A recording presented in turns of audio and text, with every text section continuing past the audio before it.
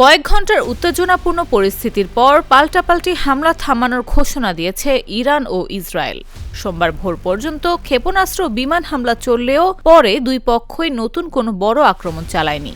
এতে মধ্যপ্রাচ্যে আরও বড় যুদ্ধের আশঙ্কা সাময়িকভাবে কমেছে, যদিও পরিস্থিতি এখনও অত্যন্ত নাজুক বলে মনে করছেন বিশ্লেষকরা।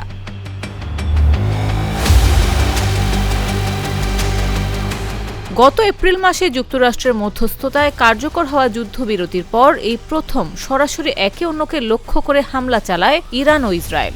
সংঘাতের সূত্রপাত হয় লেবাননের রাজধানী বৈরুতে ইসরায়েলের বিমান হামলার মধ্য দিয়ে। ইসরায়েলের দাবি, হামলার লক্ষ্য ছিল ইরান সমর্থিত সশস্ত্র গোষ্ঠী হিজবুল্লাহর একটি ঘাঁটি। তবে ওই হামলায় অন্তত 2 জন নিহত ও 20 জন আহত হন বলে জানিয়েছে লেবাননের স্বাস্থ্য মন্ত্রণালয়।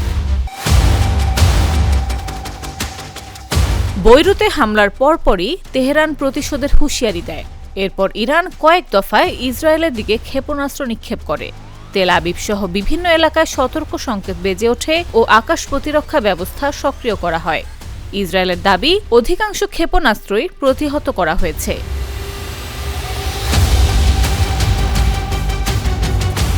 ইরানের হামলার জবাবে ইসরায়েলও পাল্টা আক্রমণ চালায়।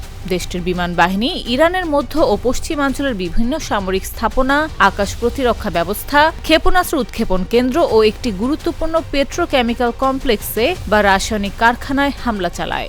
ইরানের রাষ্ট্রীয় গণমাধ্যম জানিয়েছে, হামলায় কারণ পেট্রোকেমিক্যাল কোম্পানির স্থাপনা ক্ষতিগ্রস্ত হয়েছে। পরে প্রতিশোধ হিসেবে ইসরায়েলের হাইফায় একটি পেট্রোকেমিক্যাল কমপ্লেক্সে হামলা চালায় ইরানের বিপ্লবী রক্ষী বাহিনী। একই সময় ইরান দাবি করে তারা দক্ষিণ ইসরায়েলের একটি বিমান ঘাঁটি লক্ষ্য করে হামলা চালিয়েছে। পরিস্থিতি আরও জটিল হয়ে ওঠে যখন ইসরায়েল জানায়, ইয়েমেন থেকেও একটি ব্যালিস্টিক ক্ষেপণাস্ত্র ছোড়া হয়েছে যা আকাশেই ধ্বংস করা হয়। ধারণা করা হচ্ছে ইরান সমর্থিত হুতি গোষ্ঠী এই হামলার সঙ্গে জড়িত ছিল।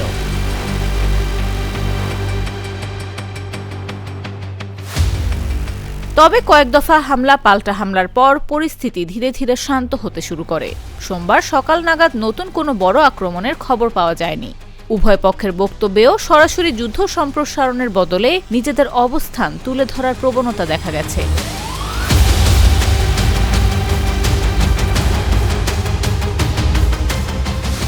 সংঘাত থামাতে পর্দার আড়ালে সক্রিয় ভূমিকা পালন করেন মার্কিন প্রেসিডেন্ট ডোনাল্ড ট্রাম্প। তিনি ইরান ও ইসরায়েল দুই পক্ষকেই সংযম প্রদর্শনের আহ্বান জানান।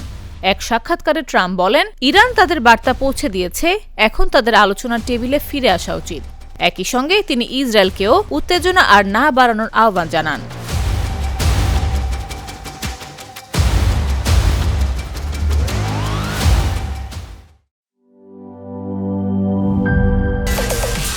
Fruit to the happiness.